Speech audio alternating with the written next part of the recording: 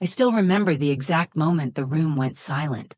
It wasn't the kind of silence that follows a beautiful speech or a sweet first dance.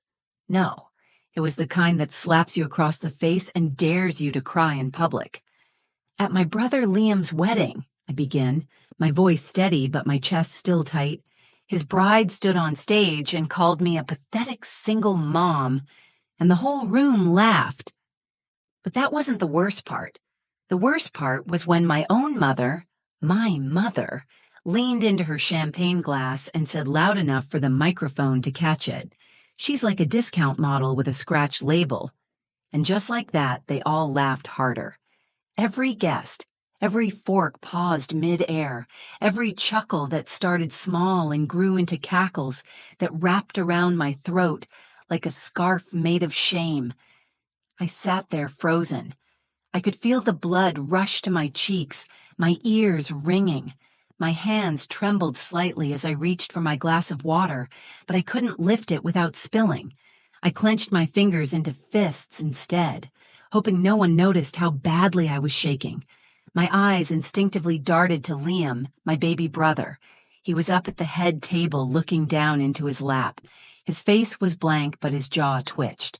His eyes flickered toward me once, just once, and then away, like he couldn't bear to look. That tiny flicker of guilt in his eyes? It gutted me.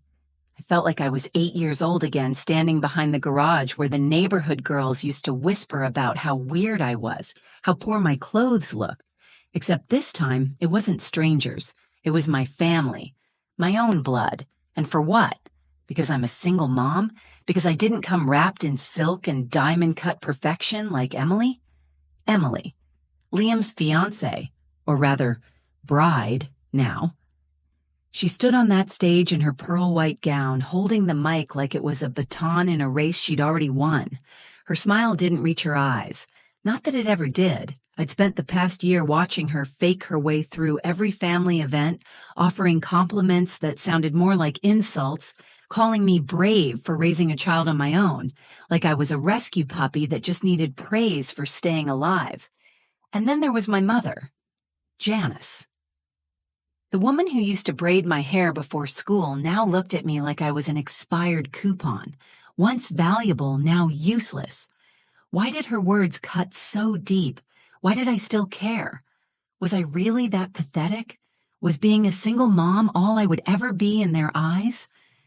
I sat perfectly still, my back straight, the corners of my mouth forced into a polite smile that hurt to maintain.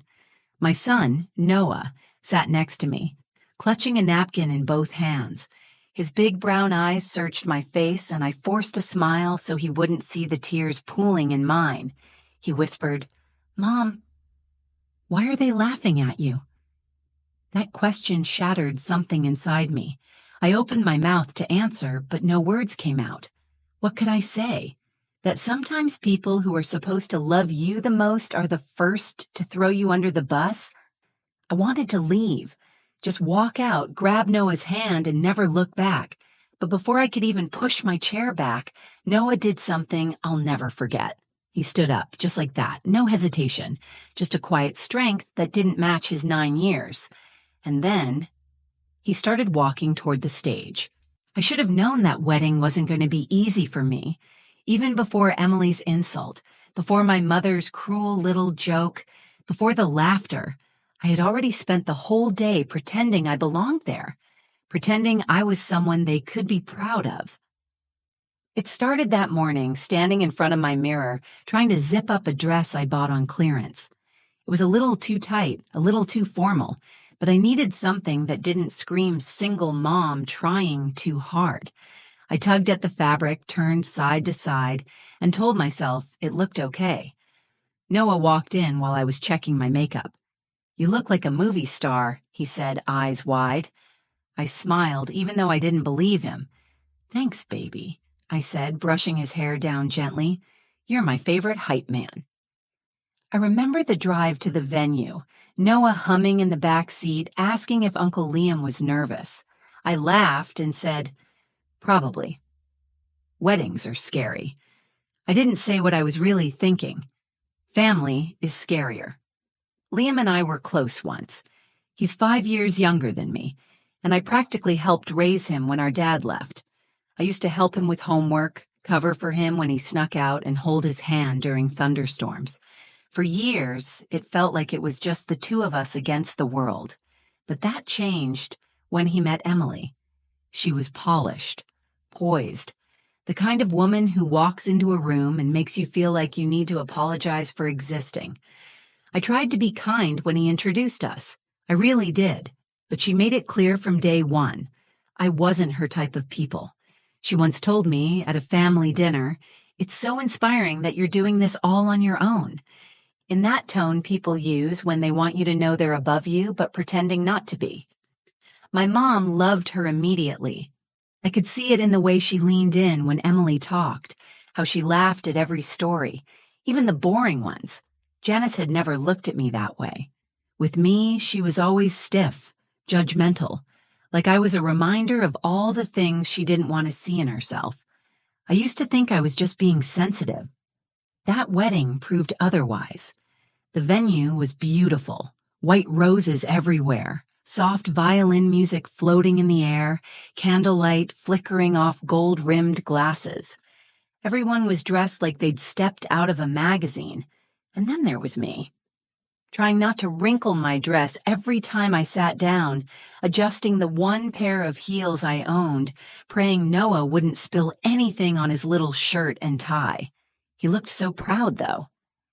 "Do I look grown up?" he asked, adjusting his collar.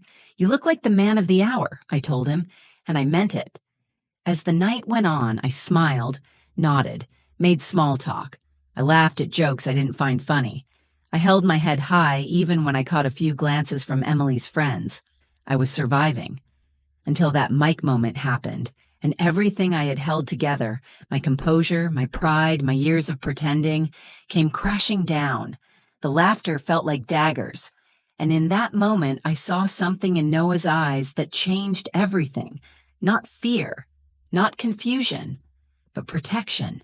He wasn't going to let them laugh at me. Not without saying something, so he stood up and walked toward the stage, and I just sat there, holding my breath. My heart dropped as I watched Noah walk toward the stage.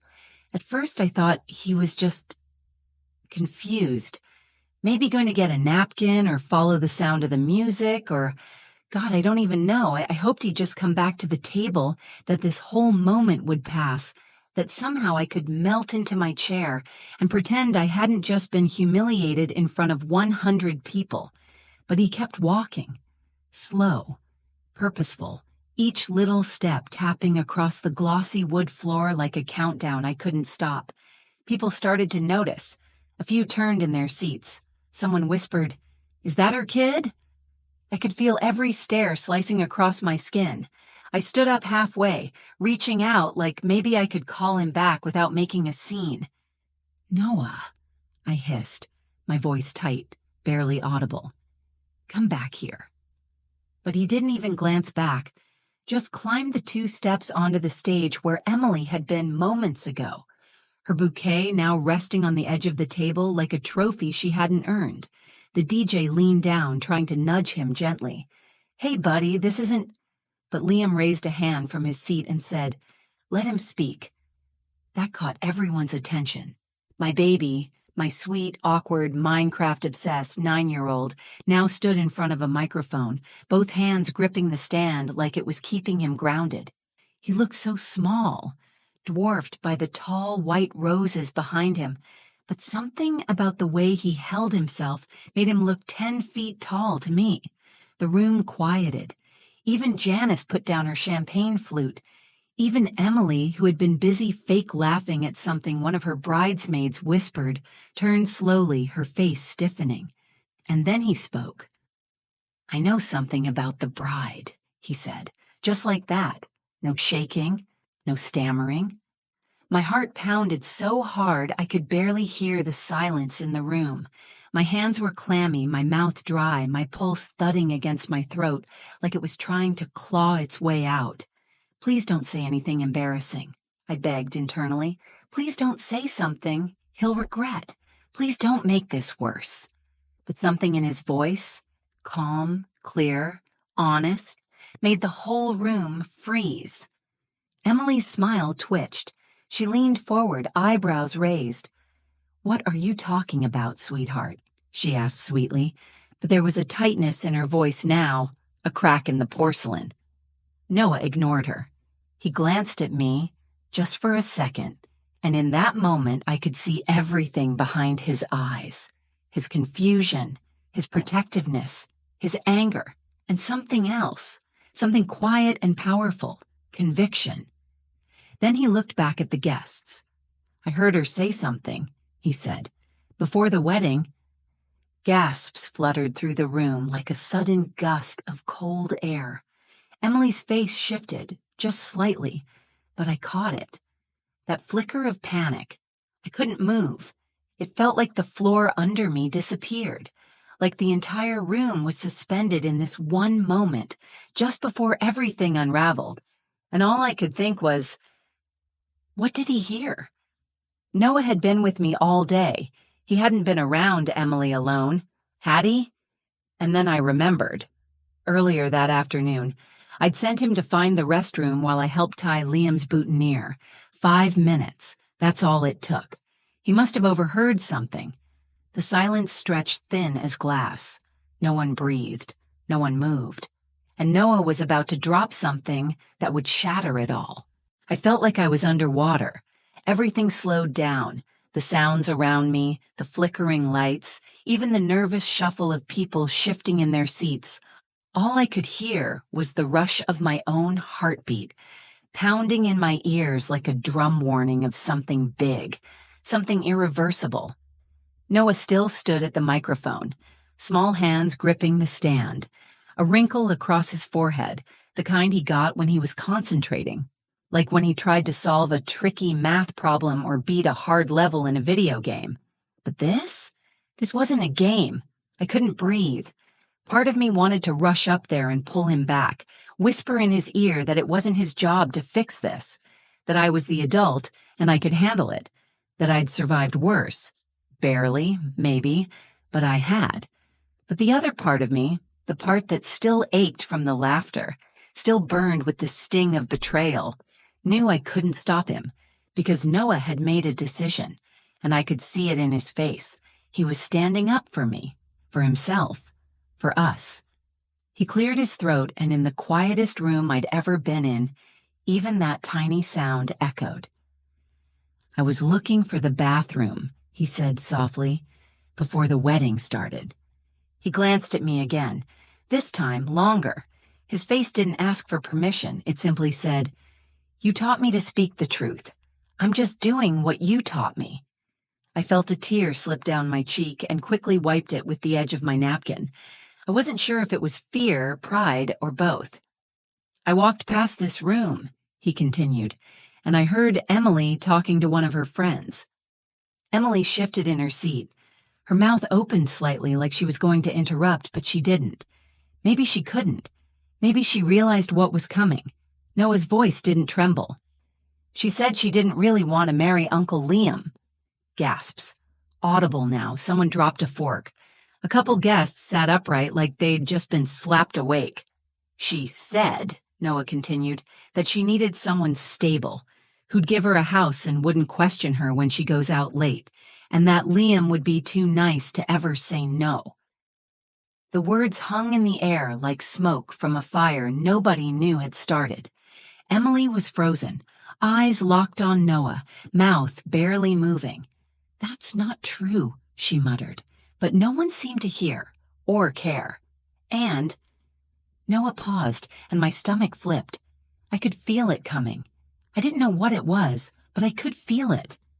"And she said," he went on, "that once they were married, she'd make sure people like my mom never showed up again." That was it. A full silence fell over the room. Not stunned, not curious. Heavy silence. Like grief, or shame, or truth. Noah looked straight at Emily, then back at Liam, and finally at the guests.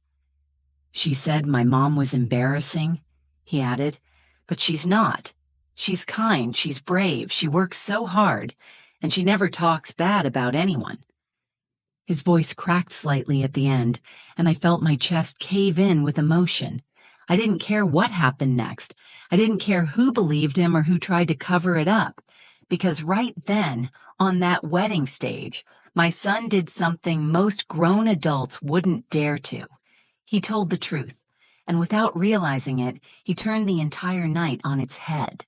The room didn't just fall silent. It froze. No one moved. No one breathed. It was like time itself held its breath after Noah's words dropped like a grenade in the middle of that perfect, polished wedding hall. Emily's smile had long since vanished. Her face was pale now, lips parted in disbelief. She looked around the room, searching, maybe for someone to defend her, maybe for a hole to crawl into. She didn't find either. Liam stood slowly, not quickly, not dramatically, just like a man trying to steady himself in a storm he didn't see coming. "Noah," he said, voice tight, "can you come here, bud?" Noah nodded, calm as ever, and walked toward him. Liam bent down, said something I couldn't hear, then wrapped his arms around him, a long, tight hug, and that's when it hit me. Liam wasn't angry. He was shattered. He straightened up again, eyes searching the crowd like he didn't know where he was. Then finally, he turned to Emily. "You said that?" he asked, voice cracking right down the middle. Emily blinked fast, tried to recover, to smile, but it looked more like a grimace. "Liam, come on, he's a child. You're going to take the word of a kid over your fiancé?" He didn't answer. She kept going. "This is ridiculous. I was just joking around with my friends. You know how girls talk before weddings. We vent. We say stupid stuff. He probably misunderstood. He's 9. Her voice rose with each sentence, but the guests weren't buying it. I could feel the shift in the air. People who had laughed with her just half an hour ago were now whispering behind raised hands, exchanging looks, shaking their heads. And then, from the back of the room, a voice said something I'll never forget. I heard her too. Heads turned. It was Rachel, one of Liam's old friends, someone who had drifted away when Emily came into the picture. Rachel stood up, hands clenched at her sides. I went into the bridal suite to bring Emily her shoes. She didn't see me, but she said exactly what Noah just said, word for word. The air cracked open. Emily's face twisted, caught between rage and panic. "Oh my God, are you all seriously doing this to me on my wedding night?" But she was the only one talking now. Liam looked devastated, like someone had yanked the floor out from under him and he was still falling, still trying to find his footing. "I asked you so many times," he whispered to Emily. "I asked if you loved me, if you were sure, and you kept saying yes." Emily's expression softened. She tried to reach for his hand, but he stepped back. "Liam," she began, but he shook his head. "I don't know what's true anymore," he said, "but I know my nephew didn't just make that up, and I know my sister never deserved the way we treated her." His words cut through me like lightning, sharp, unexpected, and blinding. For the first time all night, someone actually saw me. Emily didn't scream or cry. She just stood there for a moment, then turned and walked out of the room, heels clicking faster and faster on the tile until the sound disappeared completely. Silence again. Then someone clapped, just one person, then another. And then the entire room was applauding. Not loud, not wild, but steady, real. Not for Emily, not for Liam, but for Noah. For telling the truth when no one else would. And I just sat there, hand over my mouth, crying into my napkin, because somehow, in the most public and humiliating moment of my life, my son gave me back my voice. I don't remember much of what happened after that. The applause faded into a blur. People started getting up, murmuring, drifting toward the bar or their tables, like they didn't quite know what to do next. The fairy tale evening had shattered, and in its place something raw and painfully real lingered in the air. Liam came over eventually. I stood trying to gather myself, wiping tears that refused to stop, and I braced for whatever came next. But he didn't say anything at first. He just pulled me into a hug, a real one, tight, long, the kind you give someone after you've finally seen them clearly. "I'm sorry," he whispered into my shoulder. "God, Sarah, I'm so sorry." That was when I let go, just for a second. My arms around him, the years of distance and hurt pressing between us like glass that had finally cracked. I didn't know if it would all be okay from that moment forward, but I knew this. He finally saw me. And that was more than I ever thought I'd get. Later that night, Noah and I sat in the car in the near-empty parking lot, the venue glowing faintly behind us. I looked at him in the rearview mirror, his little face soft with sleep, his suit jacket off, bow tie loose, curls damp with sweat from the tension of the night. "You okay, baby?" I asked gently. He nodded slowly. "Yeah, are you?" That question hit me harder than anything said at that wedding. "I think I am," I replied. "I think I'm really okay." He sat quiet for a moment, then said, "You're not a discount model. You're the best mommy in the world." Tears welled again, but this time they didn't sting. They felt warm, healing, like rain after a long, suffocating heat. That night I tucked him into bed like I always do, but I held on a little longer than usual. I kissed his forehead, smoothed back his hair, and whispered, "I'm so proud of you, Noah. You were so brave." He smiled, half asleep. "You taught me." And just like that, everything shifted. I used to think being a single mom made me less than, like my life had a stamp on it, returned, damaged, not quite enough. But my son didn't see me that way. And when he stood up in front of a room full of adults to defend me, he reminded me of something I'd forgotten. I'm not weak. I'm not broken. I'm just human. And I've survived more than most. Liam ended up postponing the honeymoon, said he needed time to think. We talked a few days later, really talked, and I could feel something rebuilding between us. Slowly, gently, not perfectly, but honestly.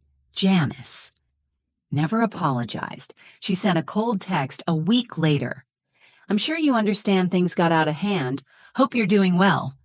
I didn't reply, and for the first time in my life, I didn't need her approval, because I had Noah, and I had myself. People always say weddings bring families together. But this one? It pulled the mask off, and I'm grateful for that. I didn't lose anything that night. I gained clarity. I gained truth. And I gained the kind of pride no designer dress or polished image could ever offer.